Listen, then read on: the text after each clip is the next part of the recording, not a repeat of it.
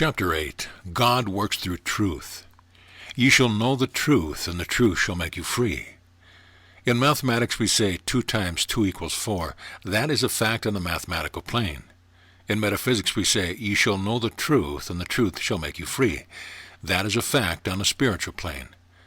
I am having such a terrible time with my nerves. How can I meet this condition? How can I develop a prosperity consciousness? How can I stop worrying? How can I stop smoking? How can I stop drinking? How can I rid myself of fear? How can I overcome my tendency to colds and my susceptibility to changes in the weather? How can I meet friction and misunderstanding in my home? How can I heal my insomnia? Is your current problem here, or have you some pet problems of your own that make you unhappy, that keep you disturbed and insecure? It doesn't make any difference what the particular problem or difficulty may be. The treatment is to take your thought away from the condition or problem and place it upon the spiritual reality of the solution. There are many forms and methods of prayer and treatment, but the essential in all prayer is to know. And know that you know, and that what you have asked in prayer is already yours. You have no doubt repeated these words many times, but the mere repetition of words does not change or accomplish anything. That is why you are warned against vain repetition and much speaking. If you are not free before you say you are free, the parroting of the words will not make you free. Many students think, as the heathen do, that they shall be heard for their much speaking. They storm the battlements of heaven with affirmation, decrees, and declaration, only to find that words by themselves do not establish a truth. Jesus did not say, ye shall affirm the truth, or ye shall talk about the truth. He said, ye shall know the truth, or have a consciousness of truth. When he said all things are yours, he was stating a fact. If you do not have the consciousness of truth, if it does not become a fact in your life, you cannot take possession of the things that are yours. Now meditate on this statement for a few moments. Ye shall know the truth, and the truth shall make you free. Does Jesus say that you are going to become free without any effort on your part? No, there is no condition which must be fulfilled before you receive the promised freedom. You must provide the outlet. Know the truth, and God will act through you to make you free. The truth, which is already established and in action, will make you free when you know the truth. It will make you free through your awareness and your realization that you already are. Since you desire this freedom, you will pray for it. Voluntarily or involuntarily, you pray for what you want most. But prayer is not for the purpose of fulfilling your desires or satisfying your needs. It is to provide within you a consciousness through which you can be met. Effective prayer is the voluntary concentration of our own psychic energy towards fulfilling the benefits already potential in us, says Jeremy Ingalls in The Galilean Way. Prayer conditions the mind, quickens the consciousness, and lets God through. It clarifies the vision, strengthens faith, removes obstacles, and lets in the truth. The good is already in manifestation, but you must mentally see it, recognize it, and develop an attitude of acceptance, an intention to receive it, before it can become part of your experience. You become free by realizing that God is at the center of your being, by letting this mind be in you, which was also in Christ Jesus. And what mind is that? It is the one mind common to all men, the mind in which we live, move, and have our being. Get this concept firmly fixed in your consciousness, and you have grasped one of the basic teachings of Jesus. The mind that you use, and the mind that I use, and the mind that everyone uses is the one mind. It is true that you may use this mind for both good or evil. It is power which you direct. It has no limitation, no troubles, no difficulties. It is never disturbed. And what does that mean to you? It means that your mind has no limitation, troubles, or difficulties, and that it is never disturbed. It is your human mind that is disturbed, the mind which Jesus said must be denied. When you align yourself with mind, when you accept that mind as God operating in you, when you know yourself as a thought of that mind, the human mind ceases to limit and frustrate you, and you are free. Who are you? Why is it important to know who you are? Listen to Ernest Holmes. In and by the one mind, you are known as a point of consciousness. Therefore, you have the power to know whatever you choose to know. Your knowing is done with and in this one mind, since there is no other mind. Consequently, you are, this mind, are one and the same thing. This is what you are. When you grasp this concept of the real you, you have taken a long step toward true freedom. The God mind in you is perfect, but the human mind, in its misdirected thinking, causes the very mind of perfection to produce imperfections, the mind of freedom to produce bondage, the mind of health to produce sickness, the mind of plenty to produce poverty, the mind of happiness to produce misery. That is why Jesus said, "Ye shall know the truth," and why St. Paul said, "Now we see through a glass darkly." Before the full-orbed glory of your real Christ self can appear, before God can work through you, as you, your human mind must be stilled. You must consistently know the one mind. Knowledge is always integral with the knower. As you train your human mind to accept one mind, one presence and one power, it loses its function as a separate mind. Jesus said, "Whosoever shall not receive the kingdom of God as a little child, he shall not enter therein." And also, "Ye must be born again." The child has no preconceived opinions. He does not argue or reason about truth. He readily accepts and believes in that which he has never seen. To become as a little child demands that you set aside all your belief in two powers and identify yourself with the one mind. Do you know the truth, or are you still living in the pigsty of the human mind? What is truth? We speak glibly of the truth. We call ourselves truth students, but who among us can define it? We are like the bewildered Pilate who many years ago asked Jesus the same question. There are many definitions of truth, but one of the most comprehensive is that given by Richard Lynch. Truth is the ultimate, illimitable, infinite power pervading all existence. It is the hidden harmony of life, the single thread of meaning that runs through and connects all things, the unchangeable principle that controls the universe. "To this end was I born," said Jesus, "and for this cause came I into the world, that I should bear witness unto the truth." Truth is that which is. The human mind deals with the wasness or maybe-is of life. Truth deals with the isness of life. Since it includes within itself all that is past, present, and future, there is nothing opposed to it, nothing to divide it, nothing to deny it, nothing unlike it, nothing different from it. Since it is universal, there was nothing before it, and there can be nothing after it. It is ever present, indivisible, unchangeable, permanent, stable, and reliable, having nothing unlike itself by which to divide itself, and containing all within itself. It is unity, it is oneness. The truth that makes you free does not free you by the passage of the higher potential into the lower potential, but by your realization that there is only one potential. There is merely isness, and that which is claims itself to be.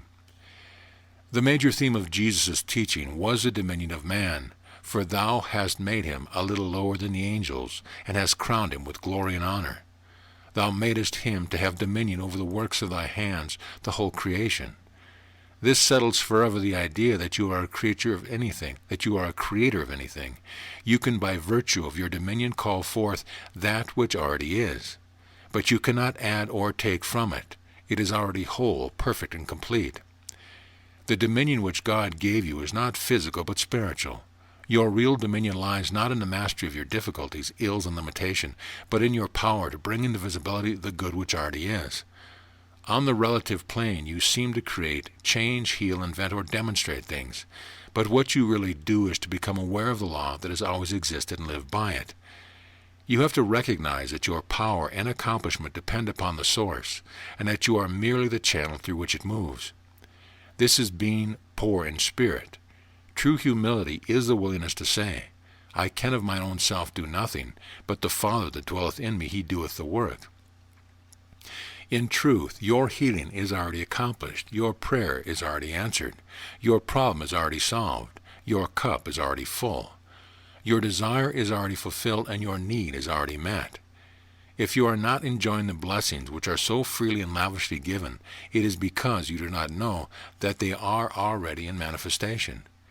You demonstrate them by becoming aware of them. This is Jesus' words, is knowing the truth. You do not rid yourself of unwanted things by trying to force them out of your life, but by knowing the truth of being.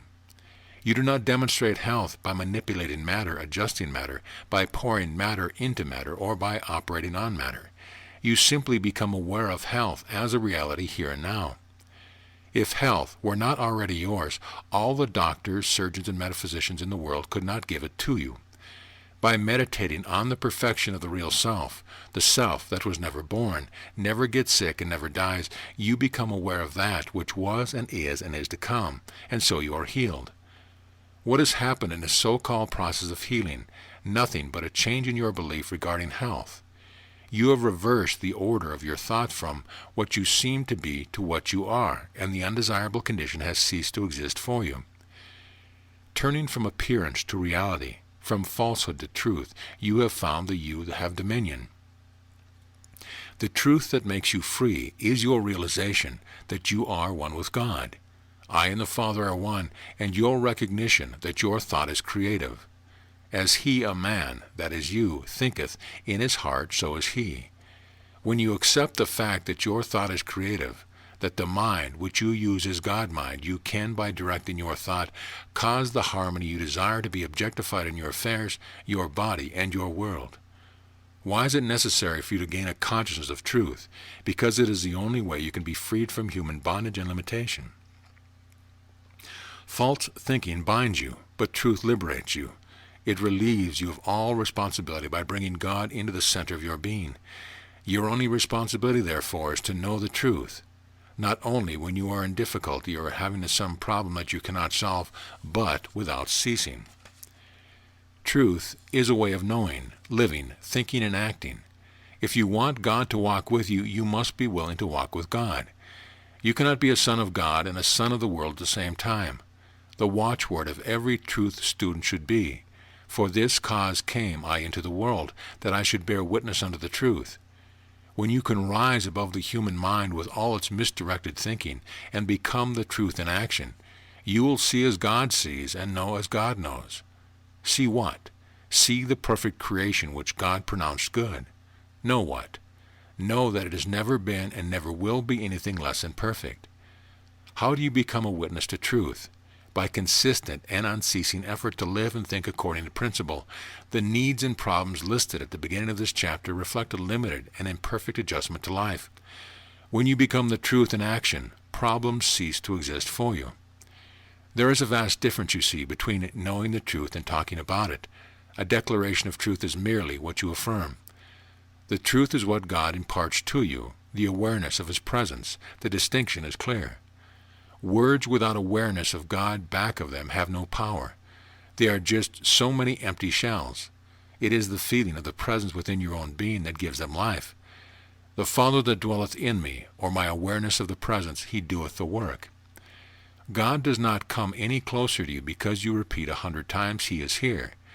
You experience his nearness by feeling the warmth of his presence. He becomes active in you when you discover that you are one with him. You can repeat many times a day, "God is my help in every need," and receive no help at all. But you cannot say, "God is my help in every need," with the conscious awareness of his presence without receiving immediate help. Do not interpret the words of Jesus, "Take no thought for your life," to mean that you are to do nothing, and that you are to live a thoughtless state of existence. Nothing could be further from the truth. If to take no thought means to do nothing, how are you going to become conscious of your oneness with God? How are you going to become aware of his presence? How are you going to pray without ceasing? How are you going to know the truth that makes you free? The only possible way to achieve anything is by taking thought. Take no thought for your life, what you shall eat, what you shall drink, what you shall wear withal refers to your concentration with material needs. Seek ye first the kingdom of God and his righteousness, and all things shall be added unto you, promised Jesus. Put first things first. Affirmations are reminders that what you seek is already here. They deepen your realization, the affirmative factor in demonstration of that which is already true. Who by taking thought, asked Jesus, can add 1 cubit unto his stature? Who by taking thought can add anything to his life? You tell me. Tell me about that sickness you are trying to heal. Why is it perpetuated from one day to another? What is it that sustains your sickness? What is it that holds it to you? The power of your thought. Take your thought from your sickness, and it ceases to exist for you. How do you know that this is true? Because the more you think of your sickness, the worse it becomes. When your body is well, it is out of your thought. Walter Lanyon said, "A state of perfect health is a state of unconsciousness as far as the body is concerned. The moment the misdirected thought lays hold of the portion of the body, that part of it becomes sick and is constantly in thought." Man has only to turn to the realities of existence, that is, that he is already perfect, not that he is going to be, that he is already prosperous, not that he is going to be, for the time element has nothing to do with God's plan to see it manifest itself.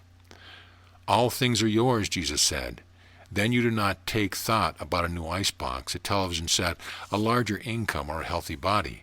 You simply realize that your needs are already met. You begin by knowing your oneness with God, who makes the crooked places straight and the rough places smooth. He will keep him in perfect peace whose mind is stayed on thee. When you keep your mind stayed on God, you are praying without ceasing. You are moving with the power which restores you to the harmony of divine mind and to the consequent adjustment of all your affairs. Knowing the truth is not only maintaining your awareness of God, but also realizing that it is His good pleasure to give you the kingdom. No longer do you need to struggle and fight your way out. No longer do you beg God to save or to help you.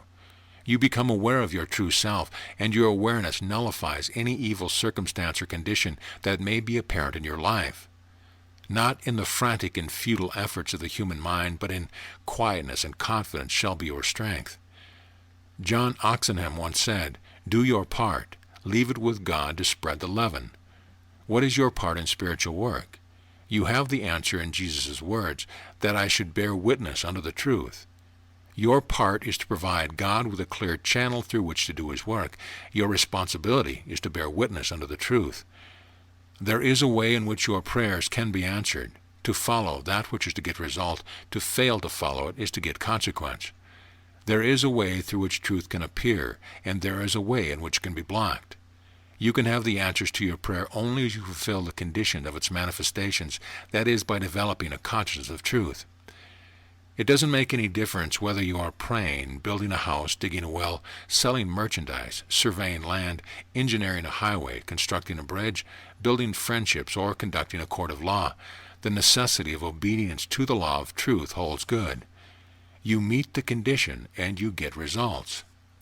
You shall know the truth, and the truth shall make you free. That is a law. It is just like saying that white is white, black is black, and 2 times 2 are 4. You, as a true metaphysician, will not reason, argue, petition, or beg God for what you already have. You will acknowledge that you have it, thank God for it, and take it. To you, God is God, knowing that spiritual things are spiritually discerned and working from the basis of Christ mind. You will not think of false combinations. To you, God is. You realize the law. Is your body sick? Is your pocketbook empty? If you admit these conditions, you are saying that 2 and 2 make 5 or something else. If you proclaim that it doesn't change the fact. If you proclaim the truth, it doesn't change the fact. What does your declaration change? It changes nothing but yourself. It can do nothing but bring your mind into alignment with truth. Truth is the positive quality of every negative condition. Did 2 and 2 make 4 before and after you said that it did? Did your declaration of the truth make it so and so, or was it before you proclaimed it? Jesus said, "Father, I thank thee that thou hast heard me," before there was any tangible evidence of the answer to his prayer. He was not trying to create something, but was stating a fact that was part of his consciousness. How can you know the truth of a negative condition apparent to the senses? By identifying the positive condition which the negative has reversed and staying your mind upon it until it forms in you a consciousness of itself. How does the truth make you free? By moving you with the power and enabling you to direct it into positive channels. I am the Lord, I change not. The Christ is the same yesterday, today, and forever. If you say, I am sick, I am poor, I am unhappy, the law maintains you in sickness, poverty, and unhappiness. Awake, thou that sleepest, and Christ shall give thee light. Knowing the truth is bringing the consciousness and subconscious mind into perfect alignment with fact. The fact takes form when you become the truth in action. As you refuse to entertain negative thoughts, you call forth the higher use of the law for the fulfillment of your desires. As your mind becomes more and more positive to the truth, material conditions will improve. To obey the law and use it positively and constructively is the rule for all successful achievement. You can see that the best way to get rid of the devil in your life is to supplant it with good, that the best way to destroy the consciousness of poverty is to cultivate the consciousness of plenty, that the best way to destroy the consciousness of sickness is to cultivate the consciousness of health. The wise gardener works to make his crop so abundant that it will stifle or crowd out the weeds. If you spent all your time in trying to get rid of the negative in your life and did nothing more, you would finally succeed in producing a state of consciousness devoid of goodness as well as evil, and it would be good for nothing. St. Paul said, "Overcome evil with good." When you introduce the positive idea and hold to it, the negative goes back to its native nothingness. "Except ye be converted, ye shall not enter into the kingdom of heaven." So what is conversion? It is merely a change of allegiance from the negative side of life to the positive side. It is both a change of mind and a change of self. It is not acquiring new things, but shifting your attitude so that you can use the things which you already have. When you are converted, you align yourself with the positive and make it supreme. Jesus knew how devastating negative thoughts can be and how easily they creep into your consciousness and steal away your faith, security, and peace of mind. He knew, too, that when the heart is troubled, depressed, and downcast, the entire man is likely to be troubled, depressed, and downcast. He said, "Come unto me, all ye who are weary and heavy laden, and I will give you rest. Let not your heart be troubled." When you are in a downbeat or a discouragement, turn all your thoughts in praise and thanksgiving to God. Place your troubles in His hands, and they will diminish until they disappear. Recognize that God never leaves a job half done, and that He which hath begun a good work in you will perform it until the day of Jesus Christ. Deep down within you is the knowing, believing, accepting, realizing, grateful you who daily and hourly is increasingly able to reveal the truth of being. Many requests come for the right words to use for meditation, particularly in the first moments after awakening. There is no set pattern. I can give you no model to be copied. Each person must find his own key to the silence. I offer the statements that follow because they are in part summarizing the truth of being that I hope you have been able to accept in our work together. I know that I am now a new person. I have yielded the outer self to the inner self. I have crossed out the old man from my nature. I accept myself as the spiritual man in resurrection. I am strong and of good courage. I am equal to every need. I accept only the good and receive only the good, and I am grateful to the power that has revealed these things to me. I realize that I am upheld and sustained by the mighty presence and power of God, and that God power is released in me, changing everything that needs to be changed, healing everything that needs to be healed, and adjusting everything that needs to be adjusted. My needs are fulfilled through my consciousness of oneness with God. The Spirit of the Lord goes before me, making easy, successful, and straight my way. I have limitless faith in my unconquerable spirit and know that there is nothing in me that can obstruct the divine circuits of health, happiness, and supply. I am victorious over every problem. I am courageous in danger and equal to every emergency. My word dissolves every doubt and reverses every fear. I have complete conviction that my every desire will be fulfilled. I know that I am in the kingdom of God now. That which I seek is seeking me. That which I have lost will be found. That which belongs to me will come to me. That which is hidden will be revealed. My body is renewed, revitalized, strengthened, and healed. I manifest perfection in every organ, in every nerve, in every cell, and every function. I am in complete unity with all good, for I think only constructive, positive, helpful, and life-giving thoughts. I move with the mind of Christ. The divine circulation flowing through my mind is never diverted, diluted, inhibited, congested, or retarded. Everything I think, say, or do is quickened into perfect right action. My thought stream is pure and perfect, and automatically dissolves everything unlike itself. Today I have unshakable confidence in the law of faith and in my power to demonstrate it. I am alive with the life of God. I know exactly what to do and how to do it. I am governed by law in every thought and word, and I act with absolute certainty and conviction. Today I am radiant with the light of God. I am that point in consciousness through which God shines. I am able to see good where evil seems to be. I am unlimited, unfettered, untroubled, and unbound. I am triumphant, victorious, and free. I am centered in the calm and peaceful Spirit of God. I am at peace with myself, with my world, and with those around me.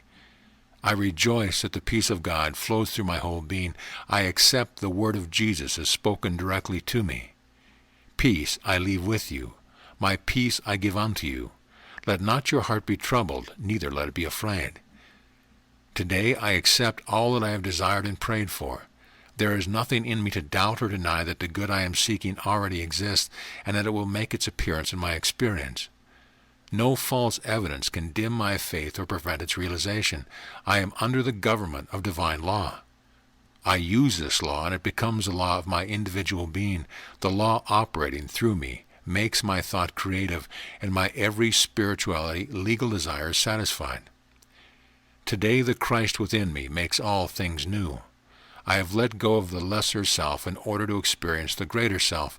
Every adverse, limited thought, belief, or condition is dissolved in the white light of truth belonging to God. I now belong to myself, having traded the unreal for the real, having separated the false from the true. I move from a new basis. God acts through me because I have accepted the kingdom of God as my own state of mind. He acts through me as me. This is the day that the Lord hath made. I shall rejoice and be glad in it. Today I send out love to all I meet by my words, by my actions, by my appearance. I express my own joy in my attitude toward every person I meet. I go forward to meet my good. I speak no evil and hear no evil in what is said to me or around me. I am conscious of perfection in all I look upon, and that perfection is objectified in my experience with those whom I meet, with those whom I casually meet. I know that consciously or unconsciously, we all have the same purpose to express Him on this plane, to be a channel for good. I do not have to wait to the future to see my good materialize. I live in the eternal now, and the ever-present here. This is the day that the Lord hath made. Self-analysis. The quiz that follows is designed not to determine how much you know about truth, but how well you live the truth that you know. Remember that you are trying to find out how you rate as a truth student and how well you apply the truth in your everyday life. The score is significant to you, not anyone else. 1. Are you obedient to the command, "Thou shalt have no other gods before me"? Do you look to God for all your good? 2. Do you accept the fact that everything in your experience, whether good or bad, is a direct result of your own state of mind? 3. Do you understand that there is nothing outside of you which acts upon you or has power over you? Do you understand that there is no evil in the universe which can touch you without your consent? 4. Are you convinced that nothing comes into your life except as the state of your consciousness attracts it? 5. Do you make sure that all your prayers and treatments are accompanied by realization? 6. Do you realize that nothing in your world is safe or secure unless you have the consciousness of the presence of God? 7. Do you know God as you, as the life of you, as the mind of you, as the Christ of you, as the truth of you? 8. The Jews are looking for the first coming of Christ. The Orthodox Christian Church is looking for the second coming. But Jesus said, "Lo, I am with you always, even unto the end of the world." Do you understand that Christ is eternal and perpetually awaits man's recognition and acceptance? 9. In the day of his flesh, Christ appeared as Jesus. Are you aware that now he appears as you and I? 10. Are you aware that prayers or treatments without the consciousness of your oneness with God do not get any further than your own belief? That results from this kind of praying are not from God, but are the results of your faith in your human self. 11. Are you aware that when you pray or treat, you must raise your consciousness above the physical plane for the prayer to be effective? 12. After you have claimed your good from the universal storehouse, do you stop thinking of your need and let God supply it? 13. Do you have a lively expectation of the fulfillment of your desire? Do you have an intent to receive an attitude of acceptance? 14. Do you apply the principle that the thing you desire must be given up, surrendered in its entirety before you can have it? 15. Have you cultivated a healthy and vigorous disinterest in the negative? 16. Do you cleanse your thoughts of everything that would prevent the good from getting into your life? 17. Do your intellect, your will, and your feeling agree with the words that you speak? 18. When you declare the truth about a condition or seek to bring some specific good into your life or into the life of another, do you have a clear and definite mental pattern at the end that you wish to accomplish, without any involvement of the method by which it will come? 19.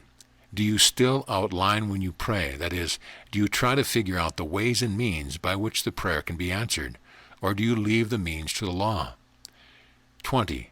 Do you always determine whether your desire is spiritually legal before you pray? Are you sure that it harms no one, and that it is in accord with the divine will? 21. Do you understand that the law of life operates through your mental equivalent or belief? Do you put your whole trust in the law? 22. When you declare the truth, do you become still to the point at which there is no barrier between yourself and it? 23.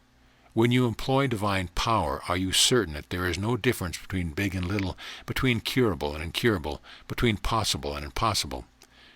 24. Do you understand that it is your conscious oneness with God that channels your good to you, that you have His mind, His life, and His powers only as you maintain your contact with Him? 25. Recognizing that will can accomplish nothing worthwhile by itself, do you keep it employed in rejecting any suggestion of the negative? 26. Are you striving to let the lesser self die daily? Are you consistently trying to set aside all the false beliefs of the human mind? 27.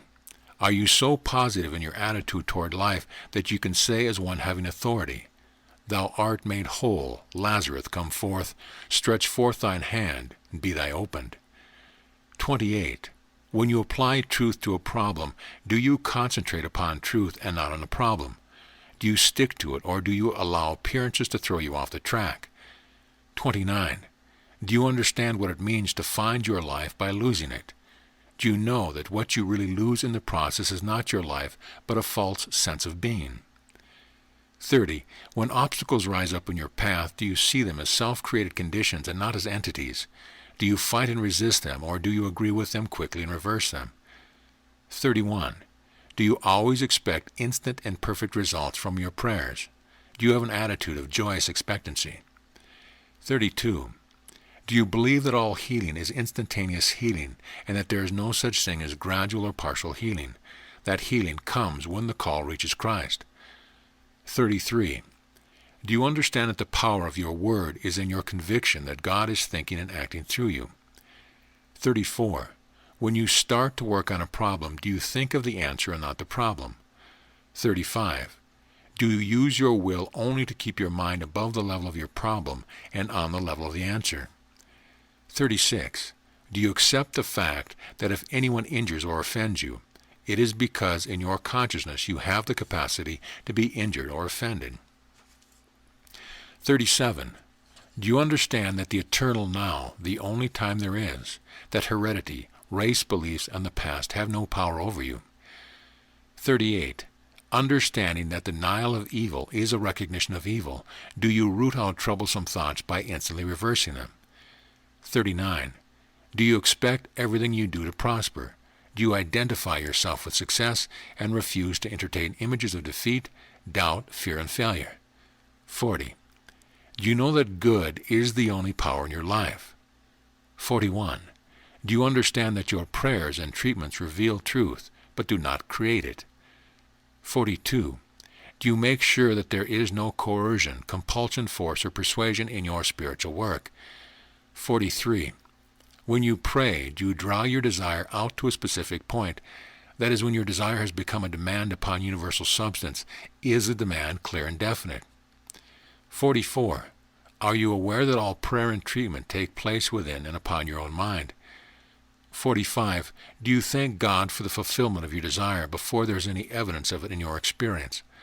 46. Do you have an absolute conviction that which you seek is seeking you? That which belongs to you by right of consciousness cannot escape you?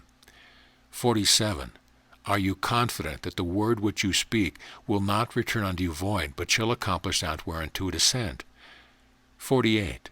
Do you have absolute faith that your word is powerful enough to penetrate and dispel every inharmonious condition and to dissolve every negative thought?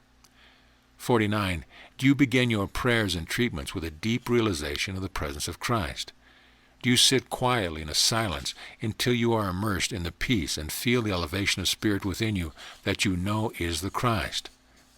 50. Have you given up all idea of trying to correct or change things in your body, affairs, or experience, knowing that the consciousness of truth will appear in the outer world as the thing which you need? Now tally up your answers. If you answered 10 of these questions in the affirmative, you are making progress and should be encouraged to become more accurate and proficient in the application of truth principles. If you answered 25, you are well on your way. As you persevere in knowing the truth, your ability to live in it will increase. Now, as I write the last words of this book, I must admit that I know a great deal more about you than I started earlier in this book. You may be a member of the congregation of Epiphany Church, whom I know very well, or one of the many members I do not know personally. You may be an occasional visitor to our service or a stranger from out of town. You may be tall or short, fat or thin, blonde or brunette, married or unmarried, physically perfect or handicapped. I still know the real you. I know you as I know him and as I know myself. You are a child of God, a thought of mind.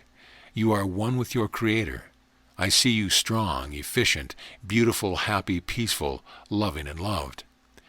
Since you know that you partake of the attributes of your Creator, God, who is life, light, love, intelligence, wisdom, understanding, peace, power, beauty, order, and joy, I know that you are accepting the consciousness which embraces these attributes. I know now that you are a persistent seeker, or you would not be reading the last page of this book. And so I know that you are increasingly aware that there is a place for you in the sun, that you are increasingly able to use your knowledge of the way to the place, that your realization of your oneness with God is enabling you to live in it more and more habitually. And as I know the real you, I pray with perfect confidence that my prayer is already answered, that you will continue in His love. End of chapter. End of book. This audio presentation of God Works Through You by Dr. Robert Russell has been brought to you by AudioEnlightenment.com. Copyright 2014. All rights reserved.